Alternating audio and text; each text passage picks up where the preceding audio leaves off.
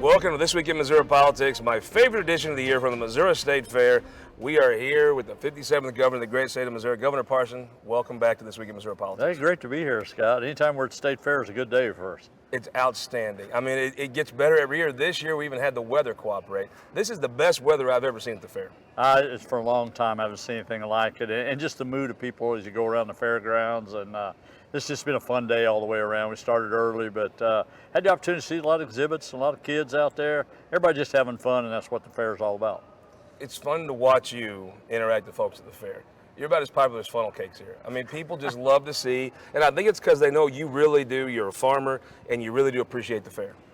You know, these are the kind of people, the heart and soul of this state. I think a lot of them just good, hardworking people, and it's a big deal to come to the state fair. I mean, I remember when I was a kid, coming to the state fair was something you just never hardly got to do, much that kind of entertainment, and to come here.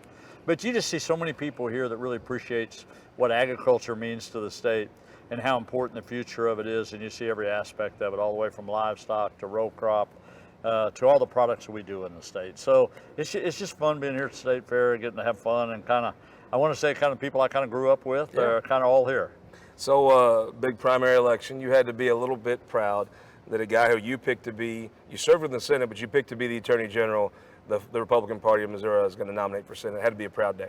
Oh, there's no question about that. You know, and it's good the election's over. Now we can focus on the general election, the political side. But anytime you're picking people to serve in key roles, and everybody kind of knows the unusual circumstances where you pick a lieutenant governor, state treasurer, and attorney general. And both the attorney general seems to be going to probably got the good opportunity to move up. State treasurer's got an opportunity to move up. It's a little bit of an affirmation of your pick when the voters of the state put them in a higher office even after you picked them. You know, Scott, one thing I believe in so much, it's not about politics giving somebody a job. It's about who's really going to work for the people of the state. And all my entire career, I've tried to be a good public servant. And if I want to pick people, I want them to be good public servants too. And I want them to be put Missouri first. So you're going to have, looks like it's possible, maybe likely, you're going to have to pick a new attorney general. When you go back, you've done it before, but when you go back and look, what are you looking for in somebody for that job? Yeah, you know, first of all, law and order. Yeah. You know, I mean, I'm a law and order guy. Are you going to withhold the law and make sure you do what it is and make sure we protect people in the state? You know, I want dedication. You know, I want people that's got a little bit of wisdom, maybe a little gray hair, maybe not. But anyhow, I think, are you going to be able to handle that position and administer it fairly in today's world? And you're really going to do what somebody out here at this fairgrounds needs a little help someday, or you're going to be able to help them. It's a big job. There's no question. It's a big job and so many different moving parts to it. And it's a big deal to the state. You know, whether you win or lose is a big deal. When you get lawsuits filed every day against you, when a lot of things happen there in the state, you need somebody sticking up for the state. And that's what I'm going to look at Attorney General. And again, I'll look at experience. You know, it's not a job for a rookie. I'll be honest about it. It's really not. So you got to have some experience in it. And then what's the longevity of that person you pick? Are they going to be here in the next time, and are they want to climb the political ladder, or they just want to do their job? So, you know, it's a good thing when somebody wins an office. I think that means they did a good job and they move on to a higher office. But it kind of feels like it'd be nice to have somebody in that job for a while. Well, I don't think there's any question. You know, being kind of the career I've had, you want people there with experience and have knowledge of what that job means and what everyday operations are. And I think it's a good thing for the people that work there. They want stability too. You know, they're working hard people, but if you get a new boss every 2 years, every 4 years, it's a little difficult to make those judgments. So you're having a special session that a lot of folks around the fair are pretty interested in. Yeah. I'll tell you, I'll be honest with you. I think when word got around the Capitol that you might veto this Masvita bill, I heard you out at Farm Bureau's legislative day, and you looked right at Garrett and you kind of laid down your marker, I felt like. And then I'm not sure folks thought you'd actually veto that bill. Yeah. And then you did. Right. Special session. What's going to happen? You know what? First of all, I'm never going to sell farmers and ranchers short. Yeah. You know, I mean, if everybody else gets the same type of playing field, then people in agriculture is going to get the same benefits that a corporation in Kansas City or St. Louis or anywhere else had. And it was unfortunate it didn't happen during session. I tried to be upfront with everybody. You know, I'm an ag governor and said, look, if you do this, I'm going to veto it. Do you think, though, some of them didn't think you'd really veto an ag bill? Well, I think that probably, I'm sure some of them did. I think we all know that word was going out. But look, you know, we can fix it. That's why we're going to have a special session. And look, if there's ever a time to fix it for farmers and ranchers in this state, when you look what diesel prices are almost tripled, fertilizer prices almost tripled, livestock costs, feed costs, And I mean, we're going to help everybody else in the state. Why in the world can't we help a farmer right now? You know, do you worry sometimes the Republican Party in the state's got so big? The suburban interests kind of take over. Sometimes it looks like you're the last guy caring about rural Missouri. It just looks like the leadership in the party goes more to the suburbs. And it's not their fault. I mean, they live in the cul-de-sacs and vinyl siding and all that. But it's a different way of life. And I understand why they don't maybe value our way of life. But it seems like a little lonely for you sometimes in the Republican Party right now, fighting for rural values. Look, I've always taken a balanced approach for almost everything I've done since governor. I understand the importance of urban areas versus rural areas, but I tell you what, there is a fair balance to make sure everybody gets treated the same. And yeah, different people want different things in the state, but you got to honor both of those requests. And I'm not going to leave rural Missouri out. I mean, you know, it's the bigger part of who we are in this state. When it comes to agriculture, it's the heart and soul of our state. But I want all parts of the state to do well. It's just not about rural, it's just not about urban. If everybody can kind of come together and feel like we can all get along and try to figure out what's good for all of us, it's good for the people of the state of Missouri. It's a win-win. So I'm always going to have a tendency to, you know, stick up for rural Missouri. When you look at what legislative leaders talk about, though, it's less and less issues that apply to folks that live on gravel roads. And it's more and more obsession with St. Louis, constantly. Everything's about St. Louis. Yeah. Do you worry the party's just getting too obsessed with that suburban culture? Yeah. I don't think so. I think if in the legislative branch, if you see the people in there, you know, it's a matter of stepping up. It really is. I mean, for the legislators, when you look at what representative in that body, whether it's the House or the Senate, we need to make sure that rural Missouri has a voice and that we stand up for that voice. So sometimes it's a matter of standing up and not getting run over. But as you know well, in politics sometimes certain parts of the state do try to have more influence, but it's up to us to stand up for it too. You know where I'm from, Southwest Missouri. Hey, we got a good coalition of reps and senators down there. We need to stand up and do what's right for our part of the state too. Again, there is a balanced way to treat everybody equal to make sure everybody's getting what they need. And I think we've done that in the 4 years that I've been governor to make sure that we're kind of towing that line, to make sure we're getting good things done. You mentioned gravel roads. You know, we just made the largest investment in our state's history on lettered roads. $100 million, we've never done that before. You know, trying to take care of some of those gravel highways that we got out there. But we've also put major projects in Kansas City, the Buck O'Neill Bridge, the I-270, Roachport Bridge, that helps all suburban and urban areas. There's a balance, and I feel like we're getting there and striking that balance pretty well. So there's a little bit more to the special session than just the MASBTA. Now, first of all, if somebody hears that acronym, and they may not know, even folks in rural Missouri might not know what that means. Right. What is a MASBTA tax credit? Well, first of all, I think you got to look at tax credits as a whole. You know, what we're trying to do is we're trying to make sure we give the businesses the tools they need to be successful in their toolboxes and to grow. So whether it's corn, cattle, soybean, wood products, you can almost go down the list. They all depend on those to be able to help them run their business, to expand their businesses and bring new business to the state. The new gen tax credits are in there too. But the point of it is we're doing that every day. We did it 8 times last year in the legislative session. 8 times we passed it for other people, but we didn't do it for agriculture. We didn't treat them the same. And I think the biggest part about that is if we're going to do it, why in the world would we ever take anything away from farmers and ranchers in a tough time like this?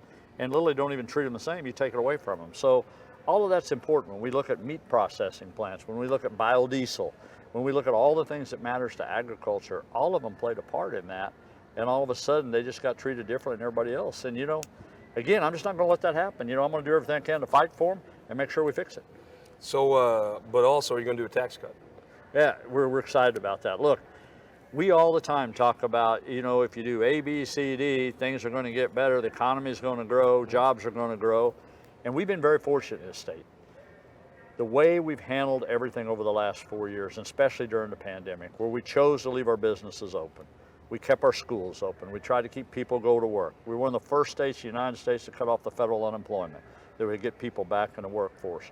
We now have an economy, our revenue in the state is the largest revenue we've ever had in the state's history of revenue coming in. Our unemployment rate, in the 50 years we've been keeping track of that, it's the lowest we've ever had at 2.5, which people are going back to work. And we're doing what we said we're going to do. But we have a surplus of money right now in Jefferson City. And anybody that knows the budget process knows right now we're sitting on it. If we were ever going to help Missourians to give them a tax cut and put money back in their pocket, if we believe what we say, you put money in people's pocket, they spend money, and the economy grows, that's exactly what we're trying to do. And we can afford to do it, and it says there's ever time to do it, now's the time. I just think there ain't an old boy in Farmington that gets his check on Friday and looks at it and says, you know, I didn't send the state enough money. I don't think that goes through anybody's mind. Yeah. But it looks like, it's almost like Goldilocks. You see the Senate number, maybe around 500 million. You see your number around 7. The House is probably like 10 billion or whatever. Yeah. Can you bring all those numbers together? Yeah, I believe I can. It's sure not going to be because I didn't try to get it done, not work to get it done. I believe there's a common ground. If we, as a legislative body, as a government body in the state of Missouri, if you can see how terrible the federal government's doing on that administration, but you look at who we are, the House, the Senate, and a Republican governor, super majorities. If we cannot do a tax cut for every Missourian that draws a check, and we can't help agriculture, then we need to go home. The two biggest things that we can do in a lifetime for people to really put money back in people's pocket. We have the opportunity to do that no other legislative branches had to do, or no other governor. It's time to get it done, and like I said, we just got to get it done, and the time's now. Talk about the Missouri Senate. Interesting times. The conservative caucus, something that I always thought the conservative caucus was the Republican caucus when you were in the Senate. Well, there was a caucus that disbanded. It's had to be a little challenging watching, if nothing else, just how new that was for the Senate, and as governor interacting with the Senate. Yeah. That's been an interesting development with that disbanding. Yeah. When you read that, what went through your head? Yeah, I think it's unfortunate the way the Senate has gotten to over the last few years, just the way either side, you can look at it either way, but I think it's unfortunate we've got that. I've talked to a lot of the new senators coming in. I've talked to almost every senator about special session. But one of the things I tell them, coming in, I said, at some point we have to govern. People put you there to govern. You can put your differences aside, but to fight on every topic is not what the Senate's all about. The Senate is about trying to figure out compromise, trying to figure out how you move the state forward. And I think the most important thing all of them need to understand, at the end of the day, you got to govern. Doing nothing is not a good answer for the people of Missouri. A story people don't talk about a lot with you. You lost a leadership race once. Yeah. I think a lot of folks thought you were going to win it. Yeah, right. You put your head down. Yeah. You went back to work, and I think your career's turned out okay. That quality seems to be a little bit lost. Give the advice right now to somebody that maybe they lose a leadership race in November. Yeah. It's a tough thing. Yeah. But how do you get to where you got in January? You put your head down and go back to work. Yeah, you know what? It was one of the most difficult times I've had in the legislative process. Whether you lose a race, whether you lose a leadership race, we all think we had a chance. And I thought I was going to win that leadership race. I remember driving back home to Bolivar. I was disappointed. I was hurt, trying to keep my head up. But over the weekend, I just had to realize, look, I got to go back in there, and I've still got a job to do, and I got to do the best job I can. I can go sulk in the corner all day long and be mad about it, but that's kind of not who I am. And I got to be a good senator, so that's exactly what I did. A little gravel in your gut to do that, though, right? Yeah, you got to be a good judgment. Self-discipline. You got to tell yourself the world's not coming to an end because you lost some leadership race. Because the vast majority of people don't even know you're running for a leadership race. I mean, the truth be known. Most people don't care. Don't care. So it's a matter of what you got to do. And I think again, the way it turned out, none of us had. I didn't ask for where I'm at today, but I think that probably losing that race. Probably, if I'd won that race, I wouldn't be where I'm at today. So it made you a better leader. Yeah. So, and most certainly, it made me understand that not everything turns out the way you want it to, but you still got to make the best of it. And I think you say that in normal life. Everybody goes through tough times in life. No matter who you are, but it's how you get through those tough times and how do you move forward? Because you have to move forward. It's not like you can sit there and, and wish things were different. You got to make things different. Well, if you'll stick around after the break, I think we can bring the real leader of the Parson administration in. I think the First Lady may join us, if that's all right. Yeah, that'll be good. That'll be good. We'll be right back from the Coliseum here at the State Fair in Sedalia after this. For more than a century, the St. Louis Carpenters Union has shaped our communities. Through trusted alliances, we deliver skilled professional craftspeople while our business partners provide the kind of quality jobs that keep our economy humming. It's a blueprint that has worked since 1882. Turning Missouri into a right-to-work state stalls progress, wipes out jobs, and kills momentum. Right to work is wrong for everyone. Let's keep Missouri moving forward. Visit carpdc.org to learn more. Your energy needs are changing. That's why at Ameren, Missouri, we're not waiting on the future. We're building it with the Smart Energy Plan, advancing thousands of projects across the state, helping reduce emissions through cleaner energy sources, boost reliability with self-healing equipment, and better withstand storms with new composite poles. moving Missouri forward and bringing us all a little closer together.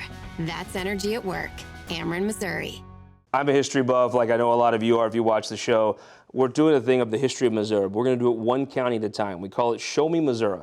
We're going to travel to all 114 counties of the state. We'll have a member of the Farm Bureau, county elected officials, some of your state legislators you see here on the show. We're going to talk about the history, what's happening now in the county, and how the two are interconnected. It's a passion project of mine. If you like history, I hope you'll get involved. Follow us, go to MissouriTimes.com. You can see it. We'll probably branch it off into on social media at some point.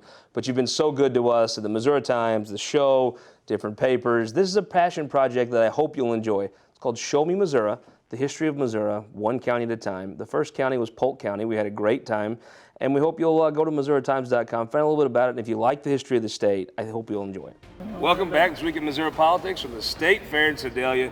We are joined by the most popular Parson, the First Lady, Teresa Parson. Thank you for joining us. Oh, thanks for having me, Scott. Chris Chinn, the Director of Agriculture. Welcome back to the show. Thank you. It's a pleasure to be here. Curtis Gregory, representative from Saline County. Yes, sir. Yeah, that was a little bit about farming, right? I do, and I'm fresh off the Mighty Mouse roller coaster, so it was a ride. If you made your daughter go to the political events and not the rides, I mean, there would have been no coming back from that. And she got the money's worth with the wristband. I think I was told 12 to 15 rides, so we're all settled. Good deal. Ms. Parson, it had to be a great day to see so many people. I heard you couldn't even move in the governor's mansion for that portrait unveiling. That had to feel like a lot of admiration from the state. And that's, as a person, I know you like history. That's got to be a nice thing of history, knowing that's going to hang there forever. It is very nice, Scott. And it was very, so much of an honor to be there and have so many people come that evening for the unveiling. And so it was a great evening. It was a little warm that evening in the mansion because it was kind of packed, but it was great. Can you believe how nice it is here at the fair today? Oh, I tell you, this is one of the nicest. You know, it's always a good day at the fair, but a really good day when you have good weather. When it's 80-something degrees, it's even better day. Yes. Ms. Chinn, another successful fair that they just keep getting better. It is a great celebration of agriculture in rural Missouri. You got to feel good about how it came off. We do. We feel really good. We had a lot of youth exhibitors again this year. The weather was wonderful, and we had a lot of people from our farming and ranching community who showed up, had their family reunion with their fair family, and it was just fun. Because Gregory, this is not your first trip to the fair, I don't think, right? Well, it's not my first, but we didn't do a lot of it when I was a kid. I just didn't realize it. Talked about showing livestock, and we've got a hog confinement facility. We raise 2,400 at a time, and Dad's like, "Well, we've got 2,400 in the barn that you can go take care of." And I said, "Okay." Listen to the pops there, and I've been to the state fair more and more as daughter's growing up, and it's just been fun to actually get out and do some more of it.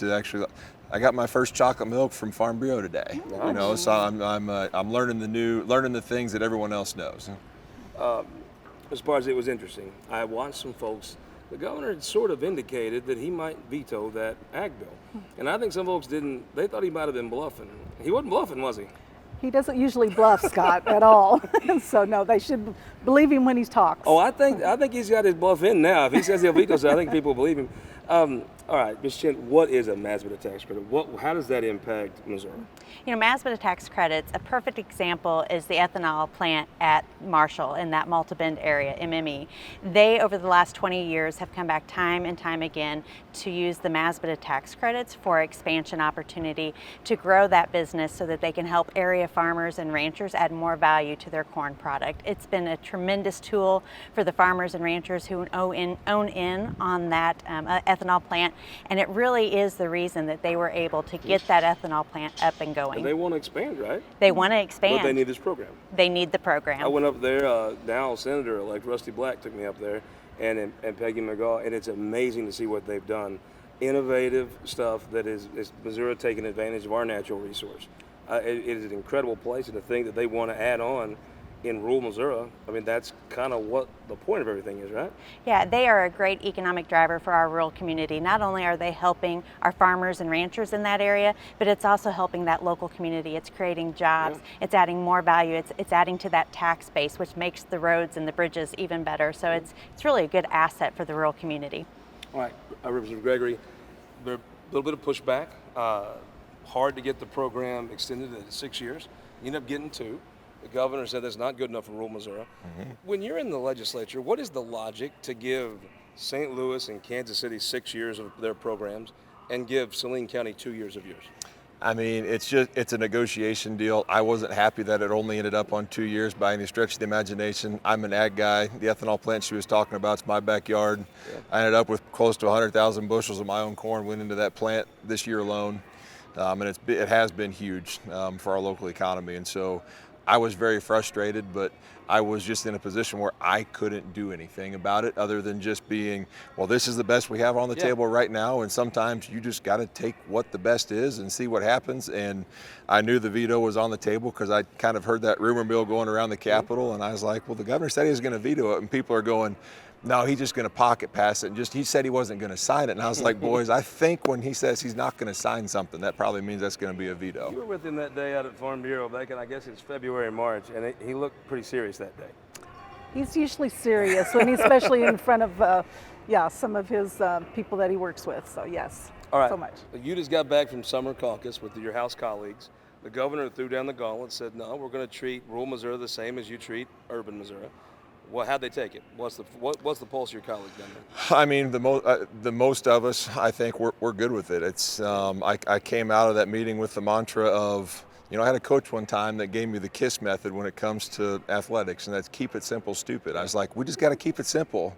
Let's just take up what he wants us to do and just pass it. It's really that simple. Well, there's a fundamental problem when you treat somebody from Chesterfield better than somebody from Chaffee. I don't know if I'll go that deep into it, but it's not, we're looking at the tax credit programs. So I understand it. Agriculture, we don't get the amount of money in some of these credits that some of these others do, and we generate a lot of dollars on the backside for the economies. Missouri jobs for Missouri folks. Yeah. You're exactly right. So, Gregory, I guess you have folks that ask you, okay, why does this matter? How do you make this happen? How many years? The governor said 2 years really doesn't make this work. The math just doesn't really work right.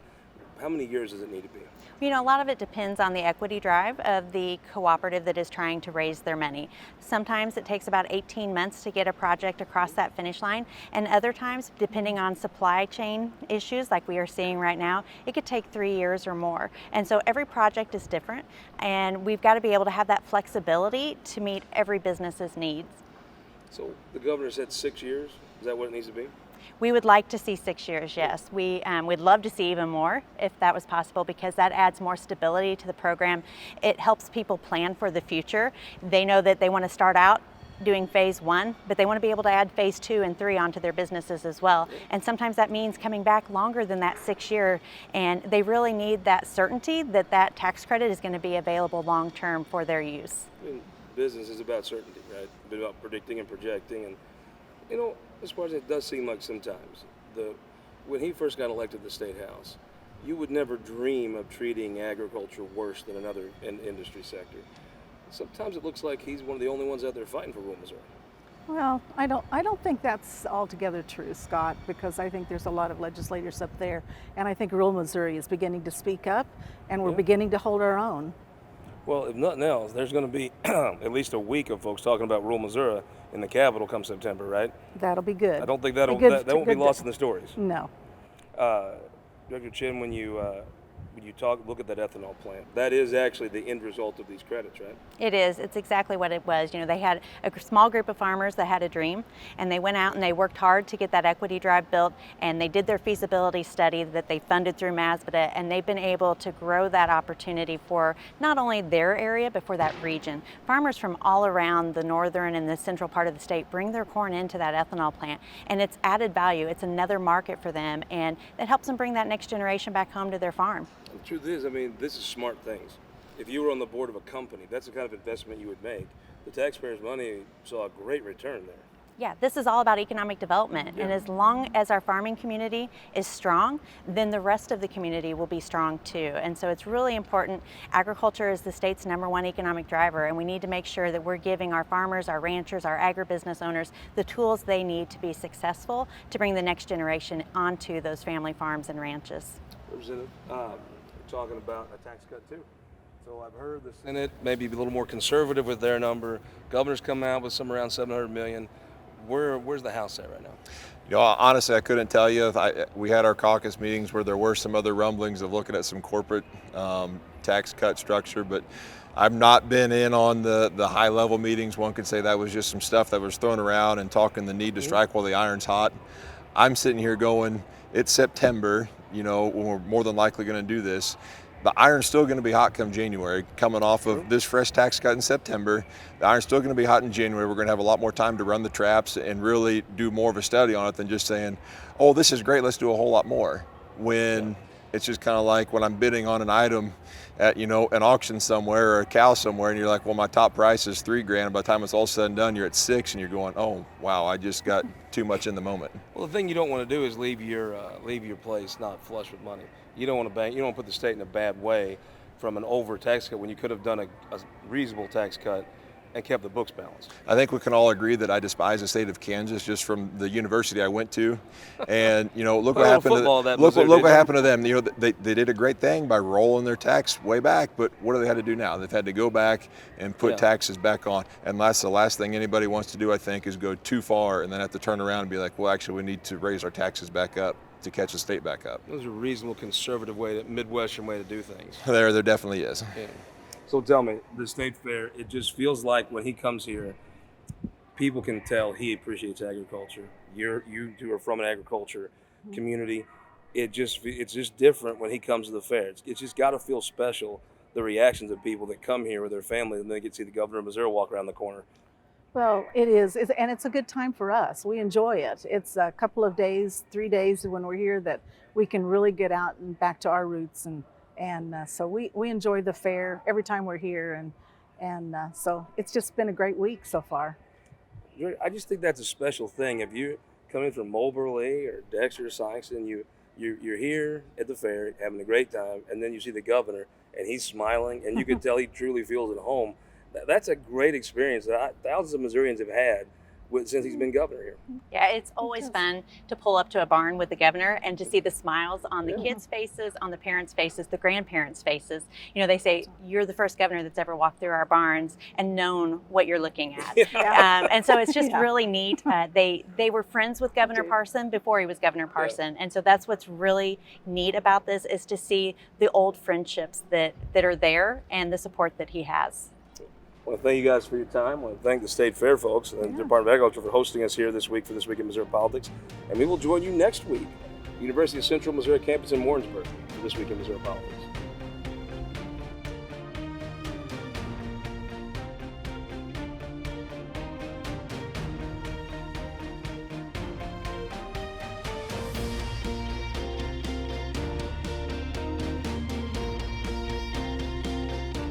This Week in Missouri Politics is sponsored by the Missouri Automobile Dealers Association, Ameren, Spire, and Sterling Bank.